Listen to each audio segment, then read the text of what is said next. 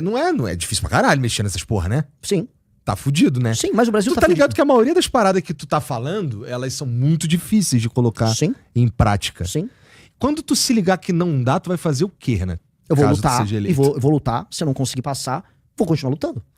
Isso que uma pessoa, isso que um político que é resoluto faz. Porque o Bolsonaro se ligou que não dava pra fazer uma porrada. Acho que a gente trocou essa ideia da última vez. Sim. Que ele provavelmente chegou lá, falava, por exemplo, apenas um exemplo, no Ministério Técnico, quando ele viu que não era bem assim, que tu tem que fazer as paradas ali, ou técnica, ou aparentemente você tem que fazer um acordo, no fim das contas, aí o que ele fez foi, então vou jogar o jogo dos caras. Perfeito. O problema do Bolsonaro, quando comparado com o que eu falo, se você chegar, o Bolsonaro não tinha a menor ideia do que ele ia fazer quando ele chegou no poder. O Bolsonaro não sabia o que ele queria. Se você perguntasse pro Bolsonaro, o que você queria? Ninguém sabia. Ele queria acabar com a corrupção. Vou acabar com esses caras aí. O que o Bolsonaro queria? Mas essa pergunta vale, essa resposta vale pro Lula. O que o Lula queria? Foi eleito com uma plataforma assim, o povo vai comer picanha e vai tomar cerveja.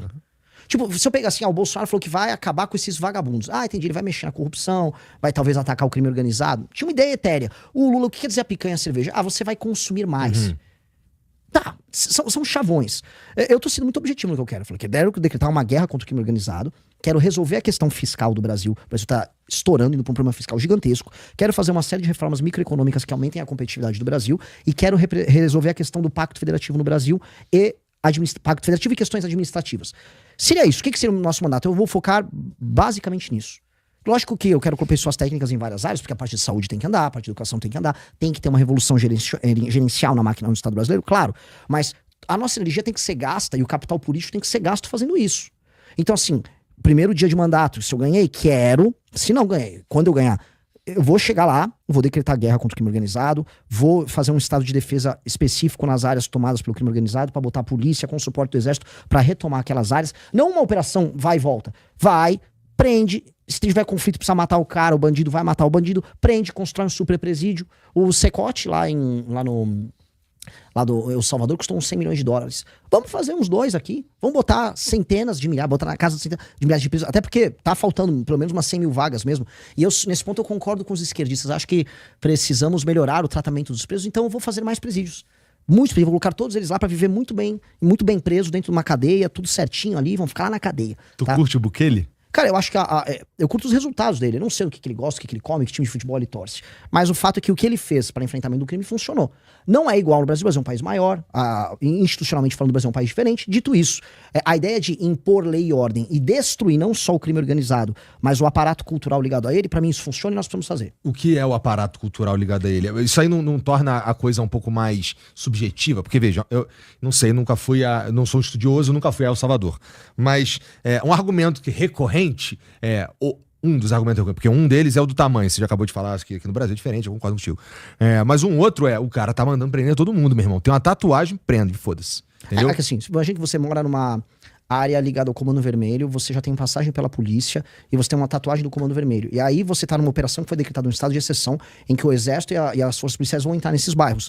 Você, no meio dessa operação, você apareceu ali ligado a esses caras com investigações que foram pegando suas relações com esses caras, você tinha essa tatuagem, você foi detido. A maior parte dos caras que não tinham atuação política criminal direta foram soltos. Tá. Que aí foi que se não criado um espantalho ao redor do Bukele, ao redor disso.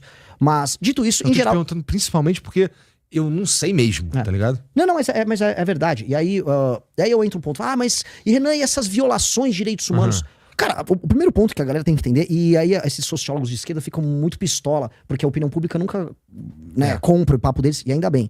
A maior violação de direitos humanos que nós temos, por exemplo, no Brasil é o fato de quase 30 milhões de brasileiros viverem sob o comando do crime organizado. Isso é uma violação de direitos humanos que acontece diariamente. Ou o fato de a gente perder de 35 a 45 mil pessoas vítimas de homicídio todos os anos. E mais, essa estatística ela pode estar, vamos dizer, subestimada, porque a gente tem um número de desaparecidos por ano. Então, se um cara lá foi alvo de um crime organizado e ele desapareceu, ele fica por um tempão na estatística de desaparecido. E é gigantesca, dezenas de milhares de pessoas na estatística dos desaparecidos.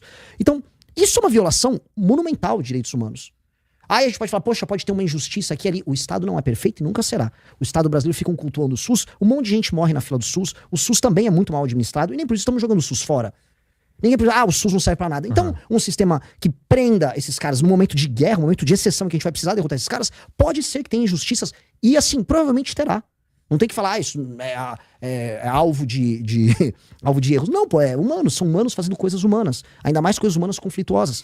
Dito isso, você vai ter que tomar uma decisão utilitarista. A decisão utilitarista vamos retomar essas áreas, vamos libertar as pessoas, e aí os caras ligados ao crime organizado, aí depois, presos, bem presos, todo o aparato financeiro, tecnológico, administrativo, territorial, militar das facções tomado, destruído, um novo arcabouço institucional para impedir que outras coisas surjam no lugar, e a gente elimina esse assunto. O Bukele tá tocando isso. O Bukele fez isso. Outras críticas tem ao Bukele. O Bukele, ele agora vai poder se reeleger. Bem, veja, não é muito diferente do que passou com o Fernando Henrique quando ele passou a emenda da reeleição. A questão é, ele pode comprar uma espécie de uma prática clássica latino-americana de quartelada e tal? A se ver. Por enquanto, ele é um cara altamente aprovado pela população. De fato, os resultados que ele entregou são verdadeiros. Se você anda na capital, em São Salvador, e com o seu celular na rua a qualquer hora, você não vai ser roubado. As populações reconhecem isso. A gente mandou gente nossa pra ver lá. A imprensa internacional não consegue falar de lá. Poderia falar a farsa de El Salvador. Não tem ninguém falando da farsa, porque é real, é concreto. Caiu e muito. É o país mais seguro das Américas. O que dá pra fazer é criticar o método, mas o resultado tá lá. Não tem como criticar o resultado. E mesmo o método, eu acho o seguinte, a América Latina tem 3 grandes problemas, e é bem interessante a gente ver isso. Um grande problema é o problema do crime organizado. Porque ela toma quase todos os países da América Central e da América do Sul. E aí existem essas discussões bizantinas inúteis sobre métodos, a recuperação ou não. O Bukele foi o cara que mostrou que o rei tá nu. Ele falou, cara, e se a gente só destruir esses caras? E ele destruiu os caras. E isso elimina boa parte daquelas grandes elucubrações de estudantes de direito e papo de direitos humanos. Cara, se parece uma organização terrorista, se o Hamas vem pro Brasil, a gente tem que destruir o Hamas. Não tem muito papo. Agora, se é uma organização, uma facção criminosa, a gente vai dialogar. Não, cara, vamos destruir igual a gente destruiu o Hamas. Papo muito reto, muito simples. E aí a parte cultural que eu tinha citado, pra não perder o fio da meada que você havia colocado, Igor. O Bukele, ele pegou e ele começou a destruir os símbolos mortuários, vamos botar ali, nos túmulos dos caras que reverenciavam o estilo de vida. Porque um cara morria e era de uma facção criminosa, eles faziam um super, sei lá, sarcófago, um mausoléu gigante pro cara, falou, pô, que legal. Pô, isso foi justamente a política adotada pelo governo que sucedeu os nazistas na Alemanha para acabar com os símbolos nazistas, uma política de desnazificação, para eliminar o status cultural de pertencer a uma facção. O Bukele tá certo em fazer isso. E eu acho que a gente tem que fazer isso. Acho que não tem que ser legal você curtir o Comando Vermelho. O Comando Vermelho mata a gente todo dia. Imagina, tem uma organização política, que é o Comando Vermelho, que mata a gente todo dia no Brasil. O PCC também. E esses caras, você anda em qualquer cidade do Nordeste, você vai ter o símbolo do CV, porque eles estão tomando as cidades agora. E a gente deixa. Aí ficam bravos que o MBL tá falando disso. Cara, a gente só tem que eliminar os caras. Não tem que ter muito papo, não. É passar o rodo. Passar o rodo. E acabou. O que tu acha do que a gente tá falando, dos trabalhos que existem no sentido de acabar com o crime organizado? PL, as discussões, transformar em organização terrorista, ou o que aconteceu, né? Que é o Derrite e virar o relator da PL do governo, que pra mim foi meio chocante, mas... O que você acha disso que está sendo proposto lá? O governo começou a ceder. A real é que a gente fala muito em direito penal do inimigo, né? A gente começou a trazer quente pro Brasil, em cima de um pensador alemão que chama Günther Jacobs, que veio com a ideia de que quem não reconhece a autoridade do Estado e comete crimes de maneira sistemática, como por exemplo uma organização terrorista. Vamos pegar um contexto europeu dos anos 80. O ETA, que era o exército lá do país basco, que queria separação e jogava bomba e ficava explodindo bomba pela Espanha. O ETA, um cara do ETA não tinha que ser tratado como um ladrão normal, né? O IRA, na Irlanda, mesma coisa, eles são terroristas. Então nada mais natural, se a gente fizesse essa adaptação no Brasil, que uma facção criminosa ser tratada dessa maneira. E a gente começou a trazer essa discussão. O governo, por algum milagre, entrou com um projeto que se encaminhava por essa linha, mas que tudo que envolve o governo federal tem sempre as armadilhas, que ele também centralizava o poder de ação contra o crime organizado no governo federal. Na Polícia Federal, governo federal, e alguns diziam que isso já terminar em STF. O Derrite, ele dá um freio de arrumação para empoderar as polícias. Por isso que o governo tá falando, ele quer sabotar a Polícia Federal. Não é exatamente isso. Quem quiser destruir o crime organizado, o governador que quiser focar em destruir o crime organizado, ele destrói o crime organizado. Se as polícias tiverem meios de ação, as polícias derrotam o crime organizado. E não é nem o exército, não é ninguém, são as polícias. E aquele papo da integração entre as polícias é importante? Sim. Eu concordo. Inclusive, num governo nosso, a gente teria que integrar... por exemplo, se você vai fazer uma operação para tomar o Rio de Janeiro, retomar o Rio de Janeiro, retomar aquelas favelas que estão sob comando. É legal que, paralelamente, alguém esteja agindo contra, vamos dizer, as facções do Comando Vermelho lá no Ceará, que estão tomando as cidades no Ceará. Sim. Você tem que começar a fazer um estrangulamento. Pega uma liderança aqui, pega uma liderança ali. Com o PCC, por exemplo, você tem que fazer uma intervenção no Porto de Santos.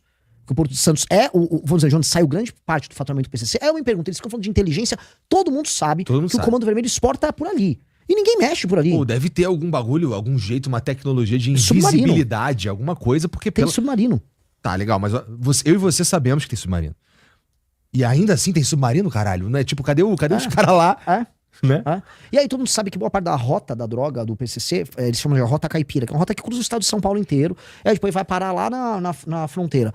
Tá, alguém tem que atuar na fronteira, se vai ser a polícia dos estados do centro-oeste, ou se vai ser, vamos dar um exemplo, o exército, as forças armadas. Você tem que bloquear a entrada da droga, pegar os entrepostos logísticos que passam Mato Grosso do Sul e São Paulo, e pegar o Porto de Santos. Então aí você vai estrangulando ali. E aí alguém tá fazendo uma operação ali pra pegar onde eles lavam o dinheiro deles, aí na parte de combustível onde eles distribuem, fizeram os negócios. Você tem que ir matando esses caras ao mesmo tempo pra não ter pra onde fugir. Uma operação... Gente, você viu que a operação de enfrentamento ao PCC é muito diferente da operação de enfrentamento ao Comando Vermelho. Sim. Mas você vai depender de governadores diferentes, polícias diferentes, estados diferentes. Isso é legal, tem a integração, mas todo dia está tendo crime. O que eu quero dizer, se você não precisa de uma grande integração pra resolver o caso do Ceará. O caso do Ceará, eu fui pegar essa cidade de Saboeiro, que morreu a Antônia Ione, que é uma mulher que se negou a envenenar a comida da polícia e tal. Os caras que eram do Comando Vermelho na cidade eram 2 caras. Não é que o Comando Vermelho tinha uma milícia. Eram 2 noias, 2 moleque noia com uma arma que devia fazer um tráfico pequeno na cidade, de valor pequeno, que queria que essa mulher matasse os policiais, ela não matou, eles mataram ela. Você entende que assim, não são super operações, que se um governador tivesse vontade política e eles tivessem meios de ação pra isso, o governador do Ceará resolvia. Eu fico ainda chocado, porque meio que o governo do Ceará conseguia fazer uma operação e passar um rapa nos caras. Ele não faz nada, esse humano. Que é outro cara que eu também viralizei, porque eu falei que, se eu virar o presidente, esse cara ainda estiver no governo do Ceará, e esse cara continuar sendo leniente, porque tá muita gente morrendo no Ceará. Tem que afastar um cara desses. Igual o Xandão afastou o Ibanez. Teve o 8 de janeiro, o Xandão falou, esse cara tem alguma relação com o que tá rolando. Afastou o Ibanez, resolveu o 8 de janeiro, e aí voltou o Ibanez. Beleza. Se isso é válido no caso do 8 de janeiro, que é bem menos grave do que ligação ao crime organizado, se o Eumano, governador do Ceará, não contribuir pra gente destruir o crime organizado do Ceará, Eumano, me parece que você é parte do problema, dá licença, a gente vai botar um interventorzinho aqui, 3 meses eu vou passar a rapa aí no Comando Vermelho. Então, eu acho que no Nordeste tem um lance que é falta total e completa de vontade política, mas uma espécie de uma leniência mesmo, e é certo, vamos dizer, leniência é a palavra certa, certa simpatia, inclusive, pelos caras. Na Bahia a gente sabe de que é isso. O governador da Bahia só falta abraçar ali o pessoal das facções. Uma pergunta completamente idiota agora, porque, voltando lá no lance do Porto de Santos, cara, se a gente sabe qual que é a complexidade de tornar o Porto de... inutilizar o Porto de Santos pra tráfico de drogas, qual que é a complexidade real dessa porra? Não dá pra ter os polícias lá fazendo um trabalho... Porque eu não sei realmente qual que é a complexidade. Você tem administração que é federal, alguma coisa governo de São Paulo, mas é mais federal. Aí você tem... Que assim, as coisas são muito óbvias, né? Eles exportam por ali, todo mundo sabe que eles exportam por ali. Quando você vê a Baixada Santista, né, que é a região, curiosamente, o PCC, repara que a gente não fala tanto em São Paulo sobre ocupação territorial do PCC. Verdade. A polícia entra em todos os lugares. Mas você vai na Baixada, inclusive teve um problema do Tarcísio Kuderrit contra os caras lá. O Comando Vermelho tem controle territorial em Morros, no Guarujá, em Santos, São Vicente, na Baixada toda. Mataram agora o CV ou é o PCC? Não, desculpa, o PCC. Foi besteira. Me confundi. Tá. Então o CV então faz controle territorial. E por quê? PCC. Eu tô mongol, gente. Tá bom, tudo bem. Deixa comigo. O PCC... ótimo, muito obrigado, Igor. Pode ser meu vice aí. O PCC faz controle territorial ali. Esse controle territorial que o PCC faz, ele é necessário porque você precisa receber aquelas drogas, prepara ali, e aí vira um entreposto logístico pra você fazer alguma coisa que tá ali em Santos. É ir na Vila Belmiro encontrar o Neymar? Acho que não. É comer uma caldeirada que tem lá em Santos, frutos do mar? Não. Claramente é mandar a droga pra Europa, que é o grande business deles. Então é óbvio que assim, você tá lá, tem ocupação territorial ao redor de Santos, você tem os caras no porto, tem tudo, e ninguém usou a tal da inteligência que o Lula fica falando tanto pra pegar isso. Você quer estrangular o PCC? Você tem que ir pra lá. Porto de Santos, que o grosso do faturamento deles é ali. E não só faturamento, margem, né? Uma coisa é faturamento, outra é margem. Tem muita margem ali. Muita grana mesmo, né? A gente tá falando de pegar lá o quilo da pasta base por X e vender pra Europa lá por 100X. Né? Porque o produto... É mais ou menos essa proporção mesmo, né? Porque imagina o seguinte, o produto colocado lá, né, vamos dizer, o grande mérito deles é colocar o produto. A jornada do cara é como você tira o produto do ponto A o ponto B, com fiscalização a gastou. Então, a margem que eles têm em fazer o produto chegar no cliente, na ponta, é enorme. E aí é um mérito, né, administrativo dos caras. Você tem que destruir isso. Uhum. Eu conversei aqui com o Lincoln Gakia e com o Valfrido Varde, e eles escreveram um livro juntos sobre máfia no Brasil e tudo mais. O Lincoln é reconhecido como um cara que entende pra cacete de combate à facção criminosa, que já foi lá na Itália, estudar máfia mesmo. E eles propõem algo que parece uma agência, uma super polícia, uma autoridade, como se fosse uma Anvisa, só que da segurança, que ela vai, gerencia e eu não sei se eu entendi direito, mas que gerencia e coordena as polícias no trabalho de destruição e repressão das facções. Tu diria que esse é um bom caminho? Eu diria que esse é um bom caminho, desde que... eu não li, eu não conheço. Mas assim, eu gosto... Bem parecido com o que rola na Itália mesmo. Não, eu gosto muito da ideia, desde que mantenha a autonomia estadual das polícias. E por que eu digo isso? Cada país tem uma história, cada país tem um contexto. O Brasil é um país que, caso certas lideranças tivessem um controle central das polícias, o Brasil poderia descambar para uma ditadura. E o Brasil nunca descambou para uma ditadura, pelo menos pós-88, muito porque os governadores têm essa autonomia sobre o uso da força. Então eu acho importante ter uma espécie de balanço de poder dos governadores com as polícias nos estados. Então, se não descambar para isso, eu acho que é muito possível não descambar.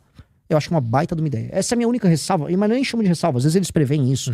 É só porque há esse medo, porque inclusive é o que o governo PT tentou fazer agora. Então, vamos dizer, com essa, se não uma ressalva, com esse comentário meu, eu acho a ideia muito boa, porque tem que ser articulado.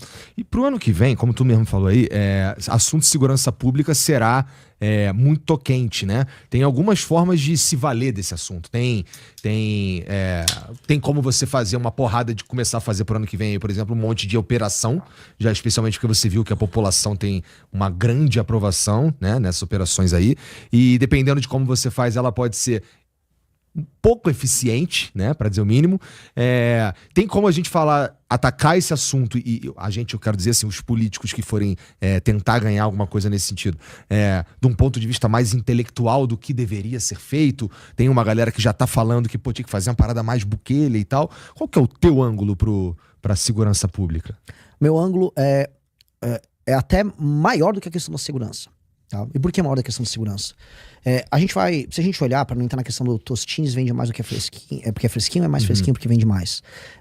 Onde está a gênese do aumento do crime no Brasil? Em certa medida, quando você tem uma urbanização muito veloz, que a gente teve dos anos 50, 60, 70, 80, 90, somado à baixa capacidade que o Estado brasileiro teve em investir em infraestrutura para fornecer não só casa para as pessoas, ou, vamos dizer, capacidade de financiamento para que as pessoas comprassem suas casas, mas ausência de infraestrutura de transporte, a gente criou cidades com grandes periferias, e essas periferias totalmente desassistidas, e o crime se instala ali.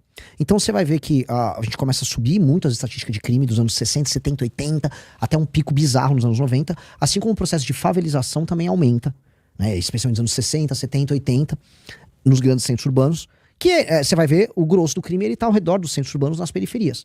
Então esse é um problema que aconteceu, que foi uma urbanização tardia e desorganizada que a gente teve, com massa de pessoas que saíram das suas cidades nos interiores do Brasil, especialmente do Nordeste, se mudando para os grandes centros e vivendo em péssimas condições. Ali se desenvolveu o crime, por diversas razões, cresceu, cada lugar uma história, mas o crime cresceu muito, e aquelas pessoas vivem mal, o IDH daquelas pessoas é ruim, não tem cobertura de esgoto, o desempenho escolar das crianças na favela é menor, você vai ter mais gravidez e adolescência nas favelas do que em lugares sem favela. Então a gente tem uma chaga social. A gente tinha que falar, favela não é legal, favela é uma chaga social, é um problema social. Viver na favela não é bom, especialmente pro favelado, mas também para as pessoas que não moram na favela. Destruir o crime organizado é fazer uma leitura de que essa urbanização que não deu certo, ela gerou uma ocupação ilegítima por parte do crime desses lugares, e que o Estado brasileiro tem que reocupar. E aí o Estado brasileiro reocupar, e por isso que é maior do que só destruir o crime. Reocupar é integrar aquelas pessoas ao Brasil. A gente tem pelo menos 30 milhões de pessoas que não estão devidamente integradas no Brasil, elas estão parcialmente integradas no Brasil. E a gente tem que integrar, o Estado tem que chegar lá. Chega lá, destruir o crime organizado, e depois, a gente fala, primeiro prendeu, matou, e depois bandeira, quartel e escola. A bandeira do Brasil tem que estar fincada nesses morros e nessas periferias.